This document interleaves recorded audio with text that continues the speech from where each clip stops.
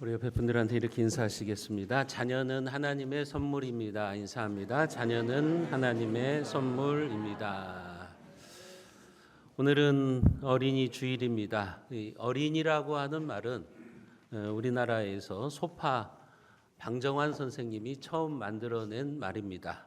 지금 우리는 이 어린이라고 하는 말을 참 익숙하게 쓰고 있습니다만 어린이라고 하는 말이 처음 등장했을 때는 그것이 매우 어색한 말이었어요. 왜냐하면 이 말은 어린이를 높이는 말이기 때문에 그렇습니다.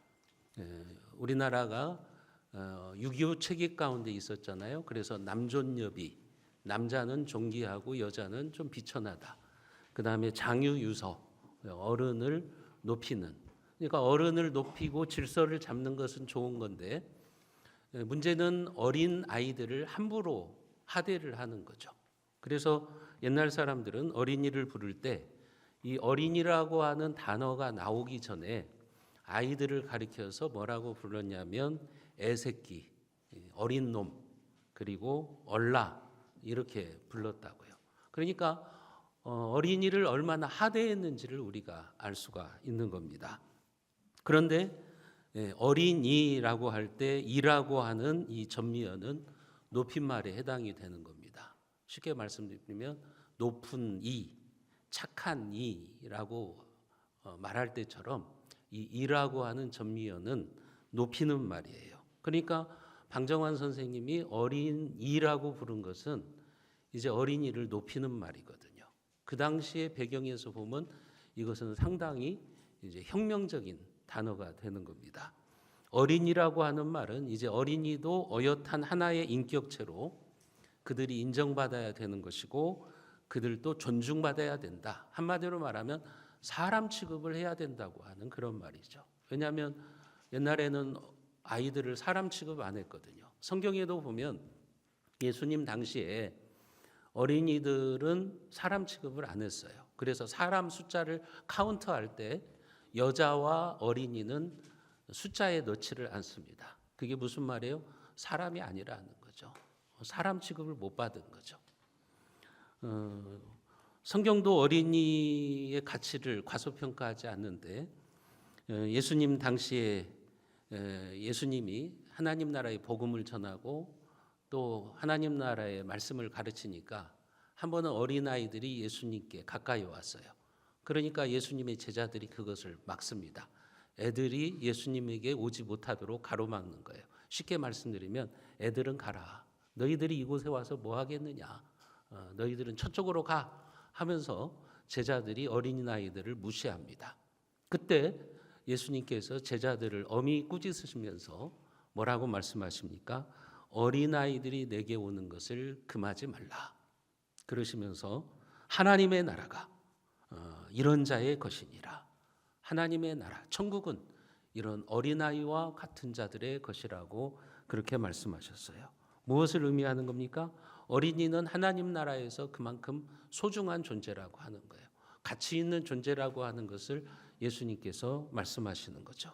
오늘 말씀에도 보면 어린 자식은 여호와께서 주신 기업이고 하나님의 상급이라고 이야기를 합니다. 자녀는 하나님께서 주신 기업, 선물이다 그렇게 이야기를 하는 거죠. 오늘 127편 3절에 보면 보라 자식들은 여호와의 기업이요 태의 열매는 그의 상급이로다 그렇게 말씀하고 있죠. 기업, 상급이라는 말은 무슨 말이냐면 자식은 하나님께서 주신 유산이고 또 자식은 하나님이 주시는 선물이라고 하는 거예요. 하나님의 기업, 하나님의 상급, 그것은 자식들은 하나님의 소유라고 하는 그런 의미를 갖고 있는 거예요. 여러분 이것을 평범하게 들으시면 안 돼요. 지금 시편이 쓰여지던 당시는 지금으로부터 한 3,000년 이상의 역사적 배경을 가지고 있거든요. 그때 애들은요 사람 취급을 안 하는 때예요. 그런데 성경은 뭐라고 말하는 거예요? 하나님은 뭐라고 말하는 거예요? 자녀들은 하나님의 상급이야. 자녀들은 하나님이 주신 기업이야. 이렇게 말한다면 성경은 수천 년을 앞서가는 책이었다고요. 그 정도로 이 자녀들의 가치를 소중하게 여겼다는 것을 우리가 알 수가 있습니다. 자식은 여호와의 기업이라는 말은 그 자식의 기원이 하나님께 있다고 하는 거예요. 자녀는 남녀가 결혼해서 어쩌다 보니까 생겨난 존재가 아니라는 말이죠. 그 존재의 시작이 하나님께 있다는 말이에요. 자녀의 그 존재의 출발은 하나님으로부터 시작되었다고 하는 것을 성경이 말을 하는 겁니다. 물론 자녀들은 우리가 낳죠. 엄마 아빠가 낳죠. 그래서 자녀들이 부모를 닮죠. 여러분, 그러나 우리 기독교인들은 여기에서 한 가지를 더 생각하셔야 돼요. 그들이 부모를 닮기 전에 하나님의 형상을 가졌다고 하는 겁니다.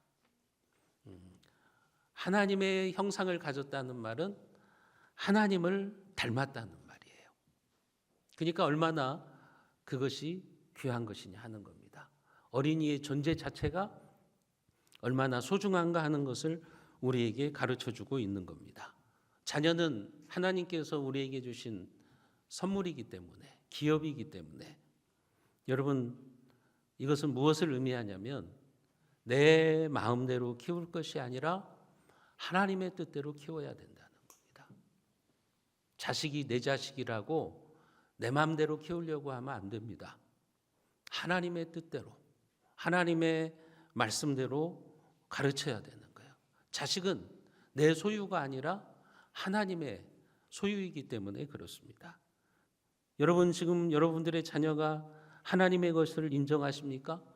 여러분, 그렇다면 그것은 잘 하시는 것이고요. 만약 인정이 안 되는 분들은 회개하시고 빨리 자식에 대한 하나님의 주권을 인정하셔야 됩니다. 자식은 내 자식이 아닙니다. 내 마음대로 키우려고 해서는 안 됩니다. 하나님의 소유이고 그들의 존재의 기원은 하나님으로부터 있다고 하는 것을 여러분들이 아셔야 돼요. 자녀는 하나님의 기업이고 상급이기 때문에 우리는 그 아이들이 하나님의 선물이기 때문에 하나님의 기업으로, 하나님의 상급으로 잘 키워내야 돼요. 그런데 오늘날 보면 여호와의 기업이 아니라 애물단지가 되고 있어요. 여러분들의 자녀들을 위해서 그래서 부지런히 기도하셔야 돼요. 그들이 하나님 나라의 기업으로, 하나님의 선물로 잘 자라나도록 키우셔야지 이 하나님 앞에서 애물단지가 되도록 그렇게 키워서는 안 됩니다. 그래서 자식을 위해서 여러분 기도를 많이 하셔야 되는 겁니다. 하나님의 상급이 되도록 여러분 기도로 그들을 키워내셔야 되는 거예요. 기독교 역사에 보면 위대한 신앙의 인물의 그 배후에는 기도하는 부모들이 있었다고요. 이스라엘의 위대한 지도자였던 모세, 그 모세의 뒤에는 우리가 잘 아는 것처럼 그의 어머니 요게벳이 있었죠. 위대한 선지자 사무엘의 뒤에는 기도의 어머니 한나가 있었던 것이죠. 여러분, 이단에 빠져서 타락하고 방탕한 생활을 하던 어거스틴을 성인으로 변화시켜서 기독교의 신학의 토대를 놓았는데 그 뒤에는 그의 어머니 모니카의 기도가 있었어요. 눈물의 자식은 망하지 않는다고 하는 그 모니카의 기도가 있었어요. 감리교를 창시한 요한 웨슬레의 뒤에는 그의 어머니 수잔나의 기도가 있었다는 것을 우리는 잘 압니다. 사랑하는 성도 여러분, 여러분들은 지금 자녀들을 하나님의 소중한 기업으로 키우십니까? 아니면 애물단지로 만들고 있습니까? 여러분들의 자녀를 위해서 기도하셔야 돼요. 내 자녀와 손자, 손녀를 위해서 여러분 기도하지 않으면서 그들이 하나님의 복을 받기를 기대할 수는 없잖아요. 여러분들이 그들을 위해서 기도하지 않으면서 그들이 하나님의 기업이고 하나님의 선물이라고 그렇게 말할 수는 없지 않습니까? 바라기는 여러분들의 기도가 그들을 위대한 믿음의 사람들로 세우심으로 하나님이 주시는 형통함과 그 복을 대대로 누리시기를 주님의 이름으로 축복합니다. 자녀는 그렇게 성경은 하나님의 기업이다, 하나님이 주신 상급이다라고 이야기를 합니다. 오늘 본문에 보면 또 한 가지 자녀는 용사의 수중에 화살과 같다고 이야기를 합니다. 4절 말씀에 보면 젊은 자의 자식은 장사의 수중에 화살 같으니, 자식은 무엇과 같다고 말합니까? 전쟁터에 나가는 장군, 그 장군의 손에 들려있는 화살과 같다고 하는 거죠. 그만큼 소중하다고 하는 거죠. 여러분, 전쟁터에 나가는 장군이 화살통에 화살이 없다고 생각해 보세요. 그것은 마치 전쟁터에 나가는 군인이 총을 들지 않고 나가는 거나 똑같은 거잖아요. 그 용사의 화살통에 화살이 많으면 그만큼 든든한 거죠. 여러분, 화살의 특징이 뭡니까? 화살은 스스로 날아가지 못합니다. 쏘는 사람의 방향에 따라서 움직이는 거예요. 쉽게 말씀드리면 목표, 관역을 향해서 나가는 거죠. 이것이 무엇을 의미하는 겁니까? 우리 자녀들의 인생의 방향성을 의미하는 겁니다. 마치 용사가 관역을 향해서 화살을 쏘는 것처럼 오늘 우리가 자녀들을 키울 때는 분명한 관역, 목표가 있어야 된다고 하는 거죠. 여러분, 여기서 중요한 질문을 던지셔야 돼요. 여러분들은 여러분들의 자녀를 어디로 향하게 하고 있느냐는 거예요. 세상의 성공입니까? 아니면 하나님 나라입니까? 잘 먹고 잘 사는 것입니까? 아니면 하나님 나라를 위해서 훌륭하게 쓰임받는 삶입니까? 좋은 학교, 좋은 직장 보내는 것이 여러분들의 목표입니까? 아니면 그 아이들이 이 사회와 또 인류와 하나님 나라를 위해서 귀하게 쓰임받는 겁니까? 우리의 방향성이 어디에 있는가를 생각해 보세요. 내가 지금 내 자식을 키우는데 방향 설정이 잘못되면요, 여러분, 그 아이들의 인생이 망가지는 거라고요. 부모의 잘못 때문에 아이의 인생이 망가지는 거예요. 고대의 전쟁터에서 용사가 활시위를 당기면 여러분, 목표물에 적중하도록 정조준해야 되는 겁니다. 만약에 화살이 관역을 맞추지 못하면 그 화살은 아무 쓸모가 없는 거잖아요. 그런 것처럼 여러분들의 자녀를 아무런 생각 없이 키우시면 안 됩니다. 부모는 자녀에 대한 분명한 목적이 있으셔야 돼요. 내가 이 아이를 어떻게 키우겠다, 어떤 인생의 방향을 향해서 나아가게 해야겠구나 하는 그 방향성 설정이 되어 있어야 된다고 하는 거죠. 물론 그렇다고 해서 내가 원하는 대로 자식들이 커주지는 것은 아니지만 우리에게는 분명한 방향성이 있어야 되는 거예요. 그 인생의 가치가 무엇인가를 그들이 깨닫게 하고 또 그런 인생을 살도록 부모들이 기도해 줘야 되는 것이고 그들을 도와줘야 된다는 거죠. 그래서 하나님이 원하시는 인생의 목표, 그 인생의 관역에 그 화살이 제대로 가서 박히도록 그렇게 만들어야 되는 사명, 그것이 부모에게 있다고 하는 거죠. 그것이 바로 복된 인생이다라고 성경은 말하고 있는 겁니다. 오늘 시편 127편 5절 말씀을 우리가 같이 한번 읽어보겠습니다. 이것이 그의 화살통에 가득한 자는 복되도다. 그들이 성문에서 그들의 원수와 담판할 때 수치를 당하지 아니하리로다. 이 말씀을 쉽게 설명하면 그거예요. 자식들이 잘 돼야 부모가 평안하고 든든하다는 의미입니다. 자식이 화살통에 가득한 것처럼 자식들이 잘 되면 그들이 부모가 성문에서 원수와 담판할 때 수치를 당하지 아니하리로다. 자식 덕분에 그들이 수치를 당하지 않는다는 말이죠. 여러분, 그래서 고대에는 자식이 많은 것을 축복으로 여긴 거예요. 우리나라도 그렇잖아요. 예전에 자식이 많은 가정의 부모는 함부로 건들지 못한다고. 왜요? 그 부모 잘못 건드렸다가 그 자식들이 우르르 몰려와 가지고 난리치면 힘들거든요. 근데 자식이 많은 부모는 함부로 못 건드는 거예요. 지금 그런 측면이죠. 자식이 많고 그 자식이 잘 되면 부모는 수치를 당하지 않습니다. 그만큼 든든하다고 하는 겁니다.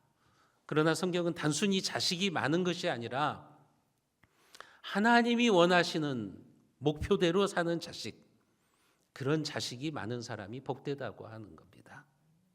여러분, 하나님께서 중요하게 여기시는 것은 여러분들이 여러분들의 자녀들을 신앙으로 잘 키워내는 거예요.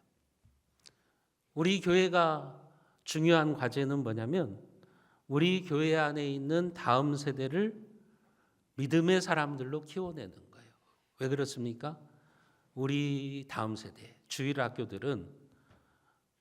아이들은 우리 교회의 수중에 들어있는 화살과 같은 겁니다.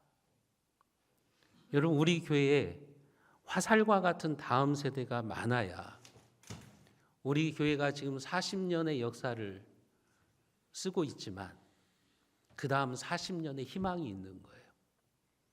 여러분, 화살통에 화살이 많아야 전쟁터에 나가는 장군이 든든한 것처럼 우리 교회가 앞으로 미래가 더 좋아지려면 여러분, 화살과 같은 우리의 다음 세대가 있어야 되는 것 아닙니까? 화살통에 화살이 없으면 얼마나 그 교회가 빈약한 교회가 되겠습니까? 그러기 위해서 여러분, 우리가 다음 세대를 키우자고 이야기를 하는 겁니다. 다음 세대를 키우는 것이 한국 교회를 또 살리는 일이기도 한 겁니다. 그래서 우리가 예산이 없는 가운데서도 식당을 리모델링하고 라면방도 만들고 스터디 카페도 만들고 그렇게 지금 하려고 하는 거예요. 여러분, 우리 교회의 화살통에 화살이 있어야 될 것 아닙니까? 어떤 사람들은 그렇게 말해요. 그렇게 키워봤자 다 나가는데요. 여러분, 그래도 해야죠. 왜냐하면 그들이 어디를 가든지 어느 교회를 가든지 그곳에서 섬긴다면 우리 교회가 한국 교회를 살리는 거잖아요. 서울의 대형 교회들이 지금 그냥 이루어진 겁니까? 시골에서 자녀들을 키워서 서울로 상경시켰더니 그 아이들이 지금 서울의 대형 교회들을 이루고 있는 것이고 한국 교회 좋은 일꾼들이 되고 있는 것 아닙니까? 그래서 우리가 우리의 다음 세대를 키워야 되는 거죠. 여러분, 사실 지금 한국 교회는 여러분들이 인식하지 못하지만 대단히 위험한 수준에 지금 들어와 있습니다. 우리 교단만 예를 들어도, 우리 교단은 그래도 괜찮은데 우리 교단의 예를 들어보자면 우리 교단이 우리나라에서 제일 큰 교단입니다. 전 세계에서 제일 규모가 큰 교단입니다. 우리 교단의 성도 수가요, 약 230만 정도 됩니다. 그러니까 230만 정도 되면 대단히 큰 규모의 교단인데 여러분, 주일학교 아이들이 어느 정도 되시는 줄 아십니까? 20 몇만 밖에 안 됩니다. 10분의 1도 안 되는 거예요, 지금. 그럼 이거 뻔한 겁니다. 여러분들이 돌아가시고 30년, 50년이 되면 한국교회 텅텅 비는 겁니다. 지금 그때가 지금 오고 있다고요. 여러분, 그 시간이 지금 가까워오고 있는 거예요. 요즘은 예전에는 한국교회가 침체한다, 주일학교가 침체한다, 지금 그렇게 말하고 있는데요. 요즘은 뭐라고 말하냐면요, 붕괴 단계에 들어왔다고 말합니다. 지금 우리나라 주일학교가 붕괴 단계에 있습니다. 김제만 봐도 그래요. 우리 교단의 우리 교단의 교회가 104개처입니다. 여러분, 104개의 교회 중에 주일학교가 온전히 유초등부, 중고등부, 청년부 이렇게 시스템이 갖춰져 있는 교회가요, 5교회가 안 됩니다. 심각한 겁니다. 여러분, 이 현상을 지금 심각하게 받아들이셔야 돼요.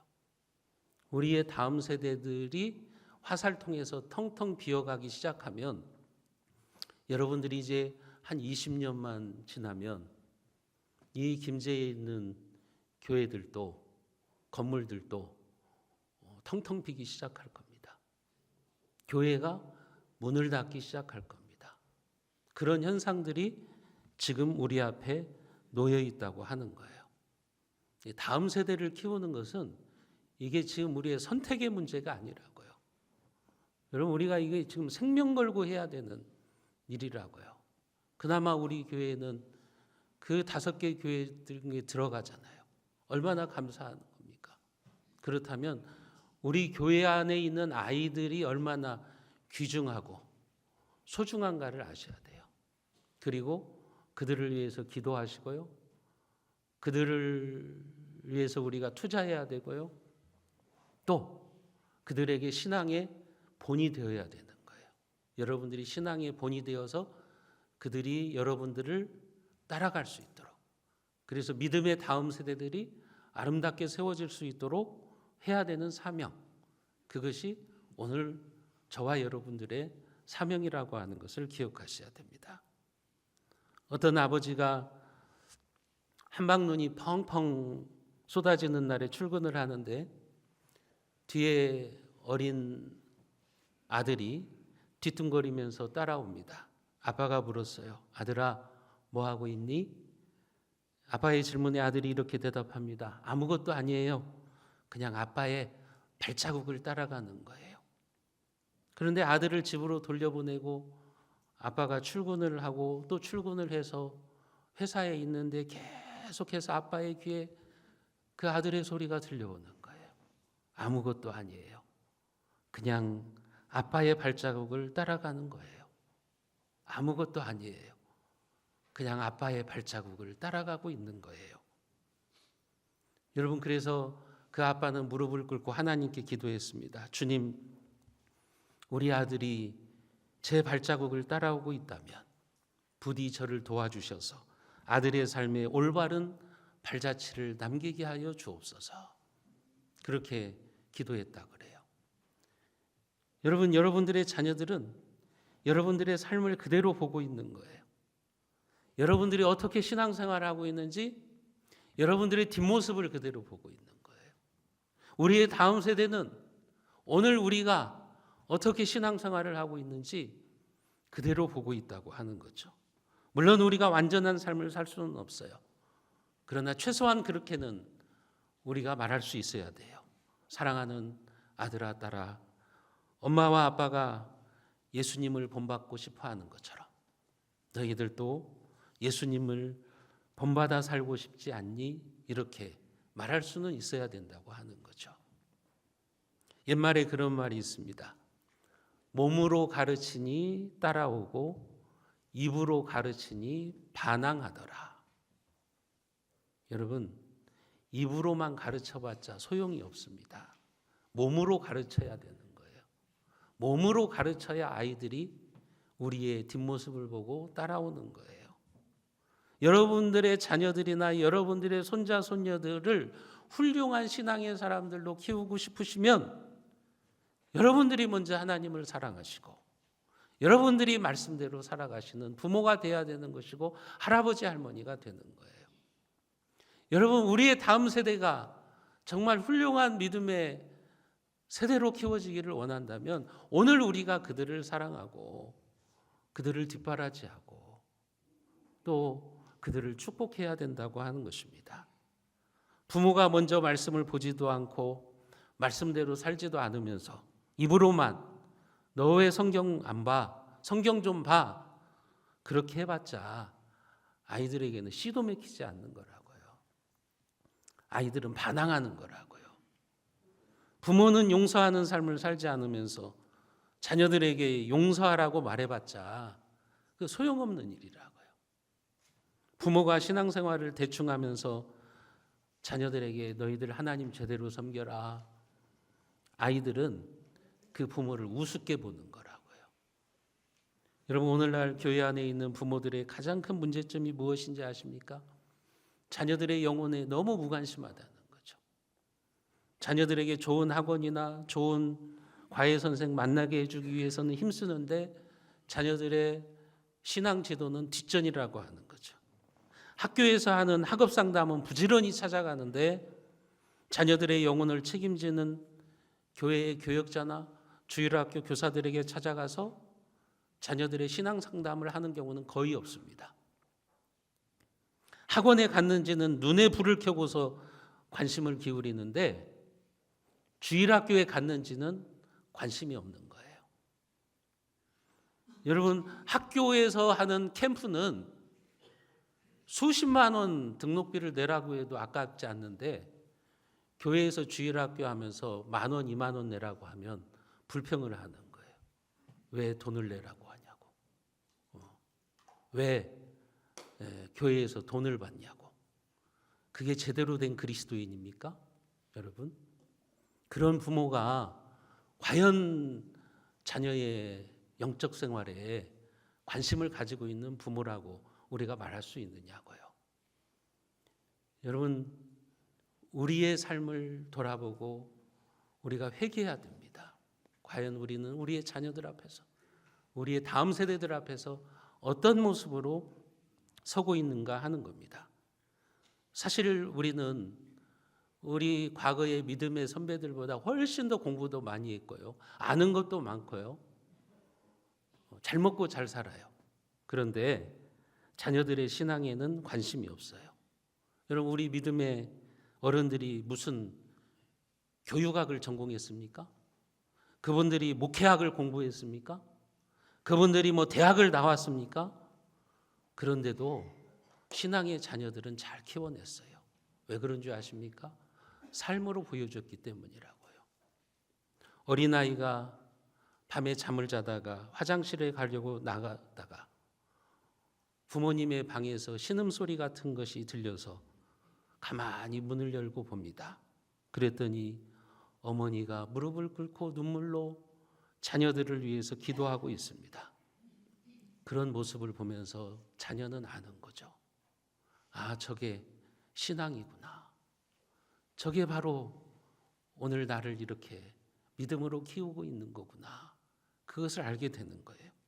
토요일 저녁에 엄마가 예배는 하나님께 올려드리는 정성이야 그러면서 옷을 데려놓고 헌금도 대리미로 다림질하고서 정성껏 성경책 속에 헌금을 끼워 넣는 그런 모습을 보면서 아이들은 배우는 거죠. 삶으로 배우는 거죠. 예배는 정성이구나. 헌금은 금액을 떠나서 저렇게 미리 준비해서 하나님께 드리는 거구나. 그렇게 아이들이 배우는 거라고요. 부모의 삶을 통해서 배우는 거예요. 그러니까 여러분, 그 부모의 책임이 얼마나 소중한 것인가를 우리가 기억해야 된다는 거죠. 이런 글이 있습니다. 참된 부모와 학부모의 차이가 이렇다라고 하는 거죠. 거기에 보면 이렇게 쓰여 있어요. 부모는 멀리 보라고 하고 학부모는 앞만 보라고 합니다. 부모는 함께 가라고 하고 학부모는 앞서 가라고만 합니다. 부모는 꿈을 꾸라고 하지만 학부모는 꿈꿀 시간을 주지 않습니다. 참된 부모는 자녀에게 꿈을 주는 거예요. 그러나 학부모는 무슨 꿈이냐, 빨리 공부해서 좋은 대학교나 들어가라. 그렇게 한다는 거죠. 여러분, 이 글 앞에서 여러분들이 한번 생각해 보세요. 부모는 멀리 보라고 하지만 학부모는 앞만 보고 달리라고 하는 거예요. 부모는 함께 가라고 하는 거예요. 그러나 학부모는 남들 제끼고 너만 앞서가면 된다는 거예요. 부모는 꿈을 꾸라는 거예요. 인생의 꿈을 꾸고 하나님 나라의 꿈을 꾸고 꿈을 꾸면서 살아가라고 하는 거예요. 그러나 학부모는 그런 거 필요 없다는 거죠. 여러분들은 부모입니까? 학부모입니까? 여러분들은 지금 어떻게 자녀들을 키우고 있습니까? 하나님 앞에서 정직하게 질문해 보시기를 바랍니다. 나는 참된 부모인가? 학부모인가? 혹시 여러분들이 부모가 아니라 학부모로만 살고 계시다면 이렇게 기도하십시오. 하나님, 제가 지금까지 학부모로만 살았음을 회개합니다. 이제 학부모가 아니라 거룩한 부모가 되게 하여 주옵소서. 여러분, 그렇게 기도하셔야 됩니다. 그게 바로 성경이 우리에게 가르치는 부모의 모습, 참된 신앙의 모습이라고 하는 거죠. 우리나라 6.25 때 한 청년이 군대에 입대해 가지고 혁혁한 공을 세웠습니다. 그래서 별을 달았어요. 우리나라가 공산당에게 다 빼앗길 뻔했는데 그 낙동강 전투에서 공을 세워가지고 그가 스타가 된 거죠. 스타가 된다는 것은 군인의 꽃이잖아요. 전쟁이 끝나고 집으로 돌아와서 어머니 앞에 별이 달려있는 모자를 놓고 큰 절을 올리면서 말했어요. 어머니, 제가 별을 달았습니다. 그때 어머니가 이렇게 말합니다. 잘했다. 그런데 그 별은 언젠가는 떨어지는 거야. 나는 네가 하늘의 별을 달기를 원한다. 항상 영혼을 구원하는 일과 교회를 세우는 일을 소중히 해라. 그렇게 부모가 권면의 말을 했어요. 그 뒤에 그는 어머니의 말씀을 기억하며 그가 스타로서 군 생활을 하면서 수많은 교회를 세웁니다. 그리고 전역을 하고 나서도 자기 재산을 바쳐서 서울 약수동에 교회를 건축합니다. 성전 봉헌 후에 그는 예배당 사진을 찍어서 어머니 앞에 다시 찾아갑니다. 그리고 이렇게 말해요. 어머니, 제가 우리 교회 건축위원장으로서 좋은 예배당을 하나님께 봉헌했습니다. 그러니까 그 어머니가 이렇게 말합니다. 잘했다. 이제야 네가 하늘의 별을 달았구나 하면서 칭찬하고 눈물을 흘리시더랍니다. 여러분, 이분이 우리나라 최연소 최장기 국방부 장관을 지냈던 제15대 국방부 장관 김성은 장로님입니다. 이분은 우리나라 해병대를 창설하신 분이에요. 해병대를 창설하시고 해병대 출신의 최초의 국방부 장관을 지내신 분입니다. 국방부 장관 해병대 출신이었거든요. 근데 이분이 최초예요. 그리고 38살에 국방부 장관이 되셨고 최장기 국방부 장관을 역임하시고 군대에서 신앙의 많은 업적을 남기신 그런 분입니다. 사랑하는 성도 여러분, 여러분들의 자녀가 하늘의 별과 같이 빛나는 존재가 되기를 원하십니까? 그렇다면 여러분들이 거룩한 부모가 되십시오. 학부모가 아니라 자녀들에게 신앙의 좋은 본을 보이는 참된 부모가 되시기를 바랍니다.